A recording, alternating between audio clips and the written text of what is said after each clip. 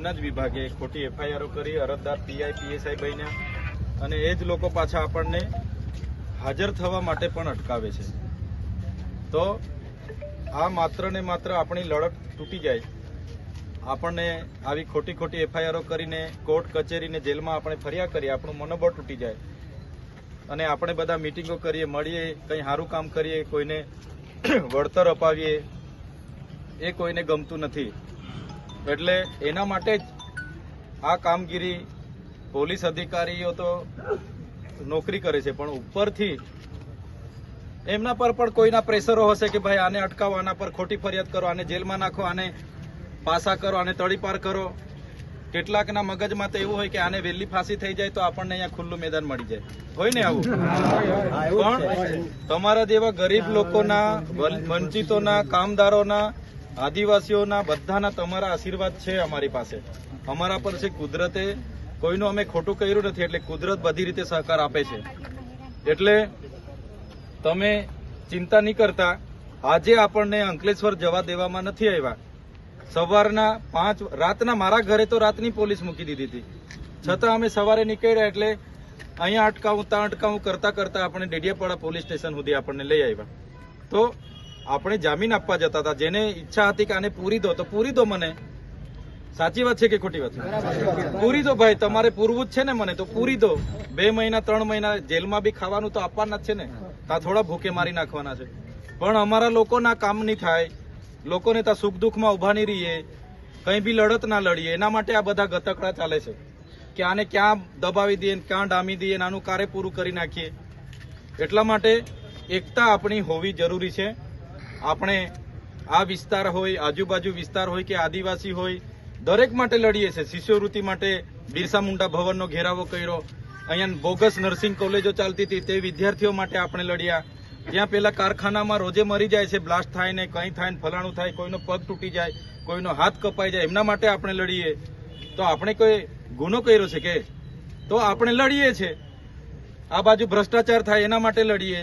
અહીંયા આધાર card, PAN card ને આન તેન બધા કાયદા છે, કેવાયસી ને ફેવાયસી, એના માટે વાત કરીએ. રોડ રસ્તાની વાત કરીએ. અહીંયા ચાપટમાં સ્ટેચ્યુ ઓફ યુનિટીથી 10 કિલોમીટર ચાપટ ગામ છે, ત્યાં રોડ નથી.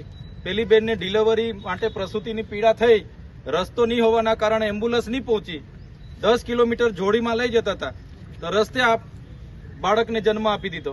તુરખેડામાં એક મહિલા જેને પ્રસૂતિની પીડા થઈ, લઈ જતા જતા રસ્તે મરી ગઈ બિચારી, એનું નાનું બાળક છે.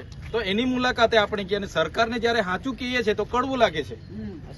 સાચી વાત મૂકીએ એટલે કડવું લાગે. અહીંયા જંગલ જમીનો કરીને આપણે માંગણી કરીએ ત્યારે આપણને નહીં આપે, પણ પ્રોજેક્ટ વાળાને 300 એકર બારોબાર ફાળવી દે, રોડ વાળાને સંપાદન કરી દે, એટલે આપણે બોલીએ છીએ. તો આપણને દબાવવાની વાત છે. પણ તમે બધા આજે આવ્યા છો તો આજ અમારી તાકાત છે, આજ અમારી શક્તિ છે, તમારા બધાનો સહકાર છે. એટલા માટે જ અમે આટલું લડી શકીએ છીએ. બાકી તો આ તો મને એકલો લડું એટલે મારું તો કારનું પૂરું કરી નાખે. આજે તમે આવી ગયા, બાકી આજે તો મને ઉચકીને લઈને જતા રહેવાના હતા. તો આવી રીતના જ્યારે પણ કંઈ પણ આપણું કોઈનું ખોટું કરવા, હું તો સવારે નીકળું ત્યારે મગજમાં બાંધી લેમ કે ભાઈ લોકોના ટેક્સનો પગાર મળે છે, લોકોની સેવા કરવાની છે, કોઈનું ખોટું આપણા હાથે નહીં થાય. સવારે 2 વાર યાદ કરીને ઘરેથી નીકળીએ છીએ. છતાં આ લોકો કેન પ્રકારે આપણને ઉશ્કેરે છે, માથા ભારે બનાવવા માટે આ ખોટી ફરિયાદો કરે છે. ગઈ વખતે ચૂંટણી હતી ને તડીપાર કરી દીધા હતા, એટલે હમણાં પણ કંઈ નથી. પણ જેવી ચૂંટણીઓ હાથે આવશે એટલે તડીપાર કરો, પાસા કરો, આ કરો, તે કરો. એટલે ચૈતરભાઈ કોઈના સુખ દુઃખમાં ઉભા નહીં રહેવા જોઈએ, કોઈના ન્યાય માટે લડવાની જોઈએ, કોઈના માટે બોલવાની જોઈએ. માસ્તરો માટે બોલે, પાણી માટે બોલે, એટલે એને અટકાવો. પણ આ તમારો બધાનો અવાજ છે કે એકલો ચૈતર વસાવાનો અવાજ નથી. આ વિસ્તારમાંથી વિધાનસભામાં 1,43,000 મત મળ્યા હતા, 43,000ની લીડ હતી. લોકસભામાં 5,22,000 આ ભરૂચ લોકસભામાં મને મત લોકોએ આપ્યા છે. આ વિધાનસભામાં શાસક પક્ષના નેતાના માત્ર 58-59,000 મત હતા. મને આ વિસ્તારના લોકોએ તડીપાર હતા. હું ક્યારે નહોતો આવ્યો, તો બી છેલ્લા 2 દિવસ આવ્યો હતો, તો બી મને 1,18,000 મત અહીંયાથી લોકો આપ્યા છે. ત્યારે એ લોકો માટે મારે બોલવાનું કે નહીં બોલવાનું? એટલા માટે અટકાવે છે. અધિકારીઓનો ઉપયોગ કરે, પોલીસનો ઉપયોગ કરે. એટલા માટે અમે કાયદો અને વ્યવસ્થા તો આપણે ક્યારે હાથમાં લીધી નથી. આટલા મોટા આંદોલનો કર્યા છે, કેવડિયા હોય, અહીંયા ઇકો સેન્સિટિવ ઝોન હોય કે દરેક બાબતે, ગાંધીનગરમાં બિરસા મુંડા ભવનનો ઘેરાવો હોય, વિધાનસભાની વાત હોય, ક્યારે કાયદો વ્યવસ્થા હાથમાં નથી લીધો કે ક્યારે સરકારી પ્રોપર્ટીને પથ્થર નથી માર્યો, કોઈ જીપને અમે આગ નથી લગાડી, છતાં અમે નીકળીએ એટલે પોલીસને મૂકીને અટકાવી દેવામાં આવે, રાતે ઘરે પોલીસ પહેરો મૂકી દેવામાં આવે. એટલા માટે આ બધાએ જાણવું પડશે, જાગવું પડશે. આજે હું લડું છું એટલે મને દબાય છે, હું ઘરે બેસી રહે મારા પરિવાર હાથે રાજી ખુશી રાંધીને ખાઈને મોજ કરું તો કોણ મને રોકવાનું છે? કોઈ રોકવાનું છે?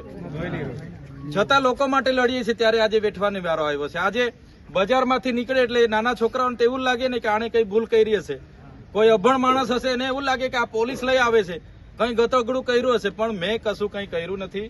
આપણે સારું કરવા જઈએ તેમાં પણ આ લોકોને પેટમાં તેલ રેડાય છે. ગૃહમંત્રી અને ભાજપના નેતાઓને આ ગમતું નથી એટલે પોલીસને આદેશ કરે કે પેલા પર કેસ કરો, આ કરો, તે કરો, એટલે બિચારા આપણા જેવા પરિવારમાંથી જ હોય, બિચારાઓને આદેશ કરે એટલે કરે, નહીં કરે તો એને બદલી કરે, નોકરી પર જાય. એટલા માટે બિચારા એ પણ ઉજાગરા કરે છે. એટલે દુશ્મન પોલીસ નથી, સમજી લો, દુશ્મન પોલીસ નથી, એ તો નોકરી કરે છે, પણ એના આકાઓ જે બેહીને આદેશ કરે છે એ આપણા દુશ્મન છે. એટલે દેશના ગૃહમંત્રીને અને અહીંના જે પણ નેતાઓ છે એ બધો ખેલ કરાવે છે, પણ ચિંતા નહીં કરતા. આપણો સમય આવવાનો છે, સમય બધાનો જ આવે છે ને, ત્યારે એ લોકોને પણ આપણે આપણું પાણી બતાવીશું. આજે સરકારો એમની નીચેથી લઈને ઉપર સુધી છે એટલે પાવર કરે છે, પૈસા, પાવર, વહીવટી તંત્ર, પોલીસ તંત્રનો આપણી સામે ઉપયોગ કરે છે, પણ ચિંતા નહીં કરતા. આપણો પણ સમય આવશે, બધા સાથે રહેજો, એક રહેજો, નેક રહેજો, અને કોઈ પણ જાતની કોઈ પણ ગેરસમજ ઉભી થાય ત્યારે જ્યારે પણ અમારી જરૂર પડે અમને કહેજો. આજે તમે બધા ખબર પડી અને